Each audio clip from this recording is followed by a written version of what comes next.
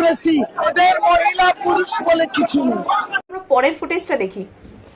Bricks সরাসরি পেটে, আমি হয়তো এই অংশটাও দেখাতে পারি।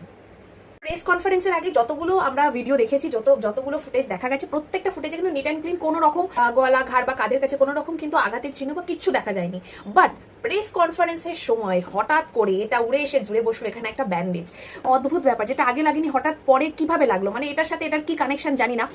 যেটা যদি লাগারই হতো আগে লাগতো, বাট কোথাও কোনো জায়গায় কোনো চ্যানেল কোনো জায়গাতে আপনারা দেখতে পাবেন না যে কোথাও লেগেছে। বাট প্রেস কনফারেন্সের টাইমে এখানটায় দেখা যাচ্ছে ব্যান্ডেজ করা, মানে এটা আমার মনে হয় স্ক্রিপ্ট থেকে মনে হয় একটুখানি বাদ হয়ে গেছিল। যাই হোক, পরে হয়তো সেটা রেকটিফাই করা হয়েছে। খুবই অদ্ভুত ব্যাপার।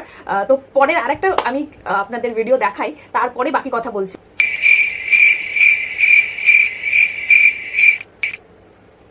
মানে এই ভিডিওটা দেখার পর সিরিয়াসলি মানে হাসি থামানোর মতো অবস্থায় নেই। মানে কি এটা কি হচ্ছে, মানে এখানটায় হাত দিয়ে কি বোলানো হচ্ছে নাকি জায়গাটাতে যেখানে লেগেছে, নাকি ব্যান্ডেজটা উঠে যাচ্ছে বলে লাগানো হচ্ছে, আর মানে তারপরে আবার শাড়ি দিয়ে ঢাকা হচ্ছে। তো মানে অদ্ভুত ব্যাপার। আর সব থেকে একটা বড় প্রশ্ন যে এই মানে এখানে ব্যান্ডেজটা করলোটা মানে কোন হসপিটাল বা কোন ডাক্তার বা কে এই ব্যান্ডেজটা করেছে এরকম অদ্ভুত ভাবে, যে মানে একটা পশুকেও মনে হয় এর থেকে ভালোভাবে ব্যান্ডেজ করায়, সেখানে একটা মানুষ সত্যি বলছি মানে আপনার এই যে আপনি যে এত ভালো অভিনয় জানেন, খুবই দুর্ভাগ্য যে টলিউড এখনো পর্যন্ত জানতে পারেনি সেটা। তো যাই হোক, আপনার এই অসাধারণ অভিনয়ের জন্য নিশ্চয়ই এবার হলিউড থেকে আপনাকে ডাক পাঠানো হবে। তো অপেক্ষা করুন হলিউডের জন্য, আমরা আপনাকে হলিউডে দেখতে চাই।